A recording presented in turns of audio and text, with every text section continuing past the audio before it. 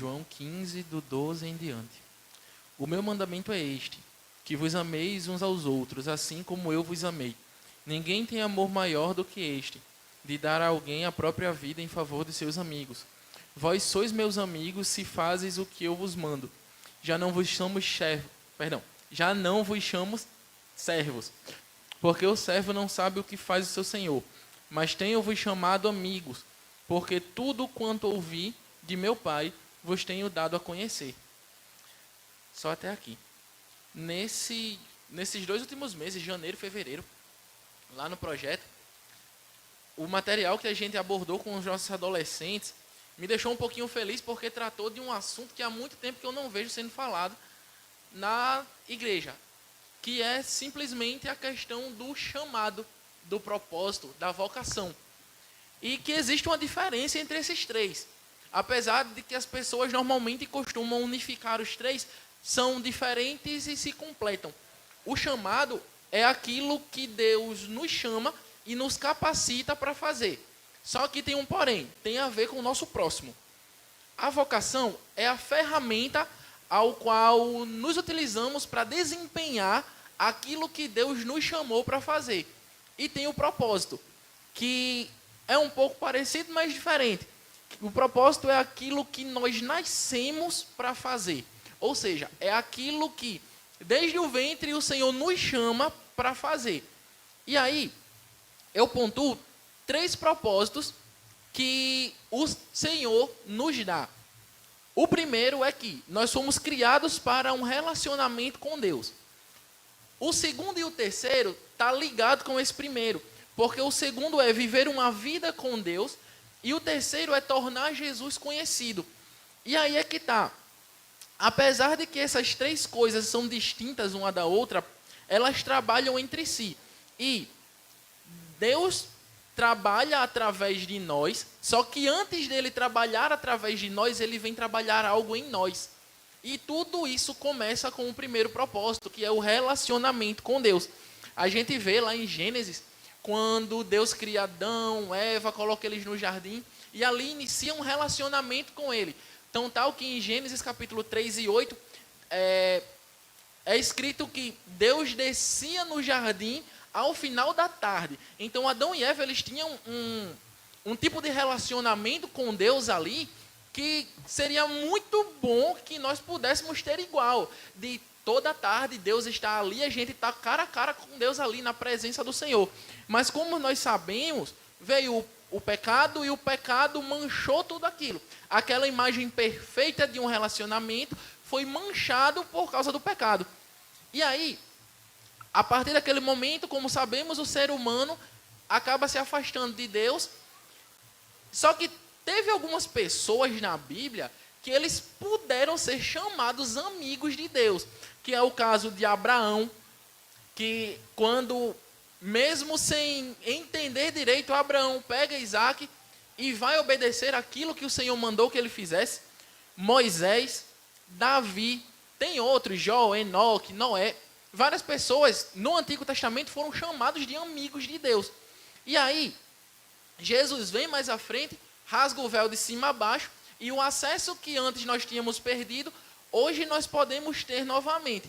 E aí é que está. Como é que eu, um pecador, beleza, Jesus morreu por mim, ok, glória a Deus por isso.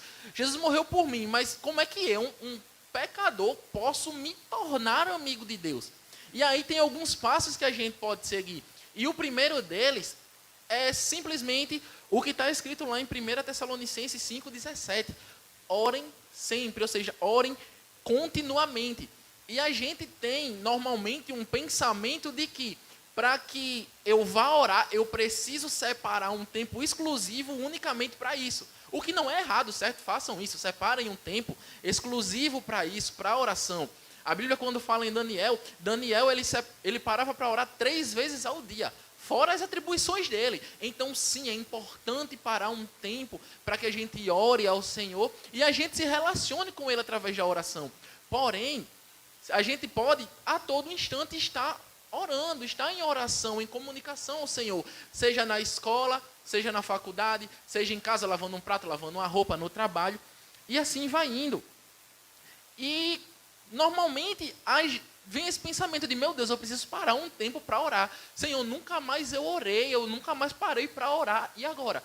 Dedique aquilo que você faz a estar em constante oração. Né? Tem uns monges que a cada batida do sino, quando dava 1 hora, eles paravam para orar, lá os deuses deles. E por que nós também não podemos fazer isso? Botar um breve alarme no nosso celular, para quando der aquela hora a gente orar. Nem que seja uma oração rápida, deixar uns bilhetes, cara, tu precisa orar. Então, tu vai lavar um prato, vai orar. Tu vai para a escola, vai orando. A gente pode fazer isso, e isso é o início de uma amizade com Deus. E aí vem o segundo ponto, a meditação contínua. Normalmente a galera pensa que meditar é um negócio místico, um negócio meio estranho, mas não. Normalmente quando a gente tem um problema, aquele problema ele gruda na nossa cabeça e parece um chiclete. A gente tenta pensar em qualquer outra coisa, mas não consegue. E quando isso acontece, a gente está meditando no nosso problema. E aí é que está, quando nós pensamos constantemente em um problema, isso se torna preocupação. Mas quando a gente troca o nosso problema pela palavra do Senhor, isso se torna meditação. Então é possível que eu medite constantemente na palavra do Senhor. E aí, se a gente sabe se preocupar com alguma coisa, a gente também sabe meditar. É só fazer a troca. É fácil? Não é. Mas é possível. Jó, várias vezes, ele valorizava a palavra do Senhor, tão tal que em Jó capítulo 23, versículo 12, Jó ele está valorizando a palavra do Senhor. O salmista também, no Salmo 119, do 97 ao 120, ele vai valorizar a palavra do Senhor, e são salmos bem conhecidos. Então, nós podemos sim pegar a palavra do Senhor e estar meditando, da mesma forma, nem que seja escrevendo um textinho e deixando ali, para que todos os dias aquela palavra ocupe a nossa mente. Precisamos meditar na palavra do Senhor de dia e de noite. É um segundo passo para que a gente se torne amigo do Senhor. E aí vem o terceiro, que normalmente a gente tem uma certa dificuldade com isso, que é ser sincero com Deus. Nós precisamos escolher ser sinceros com Deus. E aí, a gente vê várias pessoas, isso aí, na realidade dos projetos, isso é muito comum. Oxe, professor, oxe, Isaías, eu vou contar para Deus o que eu faço de errado, eu vou contar para Deus o meu pecado, a minha falha, eu vou reclamar com Deus. É melhor que a gente se achegue ao Senhor e conte aquilo que nos atrapalha de chegar até Ele, aquilo que nos impede de fato dedicar uma vida a Ele, porque Ele não vai nos repreender. A gente vê isso quando Abraão questiona o Senhor sobre Sodoma, que ele começa questionando sobre 50 justos e acaba com 10. A gente também vê isso quando Jeremias diz ao Senhor que foi enganado. Também, os amigos de Jó confrontando Jó, e no final Deus acaba defendendo Jó. E aí a gente vê já um nível de amizade um pouquinho maior com Moisés e o próprio Deus. Quando Deus fala que, olha, Moisés, tu vai levar o povo, mas eu não vou contigo. E Moisés rebate, Senhor, mas se eu achei graça aos teus olhos, por que o Senhor não vem comigo? Vem com a gente, senão a gente não vai. Então, em várias passagens da Bíblia, a gente encontra pessoas questionando ao Senhor e sendo sincero com eles. O próprio Davi mesmo, no Salmo 51, ele é sincero com o Senhor, ao qual ele prefere perder tudo do que perder a presença do Senhor. Então nós podemos confessar ao Senhor os nossos pecados, nós podemos confessar ao Senhor as nossas falhas. Quantas vezes eu cheguei aqui no conjunto cansado, destruído de um dia cheio. Senhor, a minha vontade era de estar em casa dormindo, porque eu estou muito cansado. Mas eu entendo que eu preciso vir à tua casa. Eu entendo que eu preciso me alimentar da tua palavra. Eu entendo que junto com os meus irmãos eu preciso adorar o Senhor, porque eu quero ter um relacionamento com o Senhor. E a gente segue mais um pouquinho com a quarta coisa que a gente pode fazer para ser amigo de Deus, que é, nós devemos optar por obedecer a Deus através da fé. E realmente obedecer a Deus, como o Raíssa pontuou aqui, não é fácil. Tem coisa que tira a gente do sério. Tem até um memezinho que rola na internet de, meu Deus, amar o próximo é um mandamento seu, mas o próximo ele não colabora. E, de fato, realmente tem próximo que não colabora. Porém, a gente precisa amar o nosso próximo. Então, a gente precisa escolher obedecer ao Senhor pela fé. E, novamente, a gente vê um exemplo de obediência com Abraão. Quando Abraão tomou Isaac e foi oferecer em sacrifício. Ele não sabia que Deus ia prover o cordeiro. Mas quando ele sai com Isaac, ele diz, olha, não se preocupa não. O Senhor ele vai prover o cordeiro. E obedecer ao Senhor por meio da fé, na maioria das vezes, a gente não vai ver ou entender aquilo que o Senhor quer com a gente. Mas é preciso a gente obedecer, crendo que Ele vai suprir o que é necessário.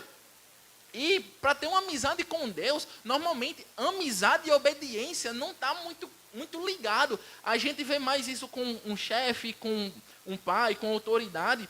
Só que a obediência é uma condição para que eu me torne íntimo do Senhor. E aí, em João 15,14, que foi um dos versículos que eu li, Jesus fala, ó, vocês são meus amigos se vocês fazem o que eu mando. Sabe? E essa questão de nós fazermos o que Jesus manda, acaba para nós se tornando uma escolha por amar ao Senhor. Não é mais que uma obrigação para nós, se nós venhamos amar o Senhor. Se amamos o Senhor, vamos obedecer o que Ele manda, porque nós o amamos. E não só amar o Senhor, como também amar ao próximo, como no versículo anterior, Jesus fala, amem uns aos outros como eu amei você. Então, ame o Senhor e você vai obedecê-lo. Está ligado uma coisa com a outra. E aí, vemos o quinto ponto, que para mim foi um tempo mais difícil. Eu devo valorizar aquilo que Deus valoriza. E normalmente, a gente prefere focar a nossa vida, a nosso pensamento, nas coisas que para nós é favorável. Seja no nosso emprego, seja na nossa faculdade, seja na nossa vida secular, enfim. E a gente acaba esquecendo de valorizar aquilo que Deus valoriza. Porque se eu sou amigo de alguém, eu vou querer saber o que aquela pessoa gosta, eu vou querer saber aquilo que aquela pessoa valoriza. E Isaías, o que é que Deus valoriza? Nós, vocês, aqueles que estão perdidos lá fora. O Senhor nos deu um mandamento, olha, vai para todo mundo, prega o evangelho a toda criatura. Ele se importa com aqueles que estão lá fora. Só que, infelizmente, na maioria das vezes, a gente acaba focando em coisa que não tem necessidade. Sei lá, seja quantos hinos o nosso conjunto vai cantar, ou o irmão que tira o púlpito de lugar, ou, sei lá, eu não recebi oportunidade no culto da mocidade, ou, meu Deus do céu, o dirigente passou por mim e não me deu a paz do Senhor. Não foca nisso. Foca naquilo que Deus mandou você fazer. E o que foi que Ele mandou? Vá pelo mundo e pregue o evangelho. Então, pregue o evangelho àqueles que estão lá fora. Pregue o evangelho para a prostituta que está na esquina, para o drogado que está nas esquinas e nos pontos de droga. Valorizem aquilo que Deus valoriza.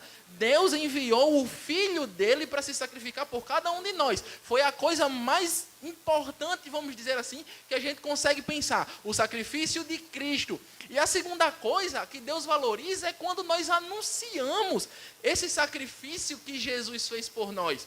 Sabe? Então, nós nos tornamos amigos de Cristo quando nós valorizamos aquilo que Ele valoriza. Amigos de Deus contam a seus amigos acerca de Cristo. E uma coisa que eu acho interessante nesse texto aqui é que a palavra que é usada para descrever amigo aqui é a mesma palavra que é usada para descrever um padrinho de casamento ou um amigo de um rei.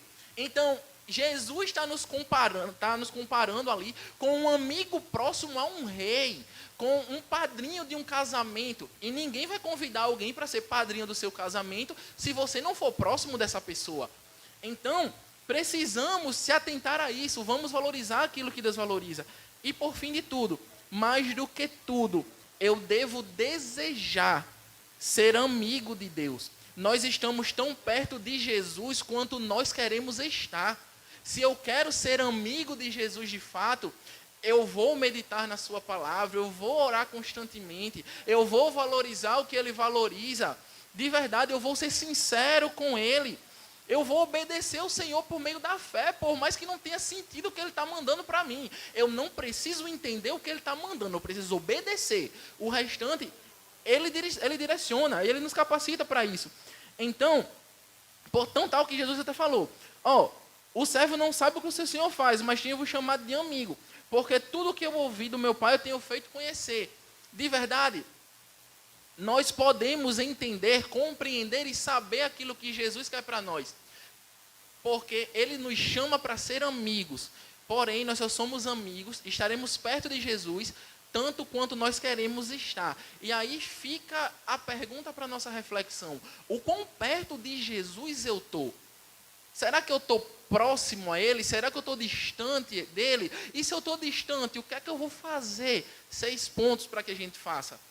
Vamos, de fato, nos atentar àquilo que a palavra diz para nós, porque Jesus não nos chama de servo, por mais que sejamos servos dEle. Ele nos chama de amigo e Ele quer ser nosso amigo. Então, da mesma forma que Ele quer ser nosso amigo, queiramos também ser amigos dEle e nos dedicar a isso. Agradeço a oportunidade em nome de Jesus.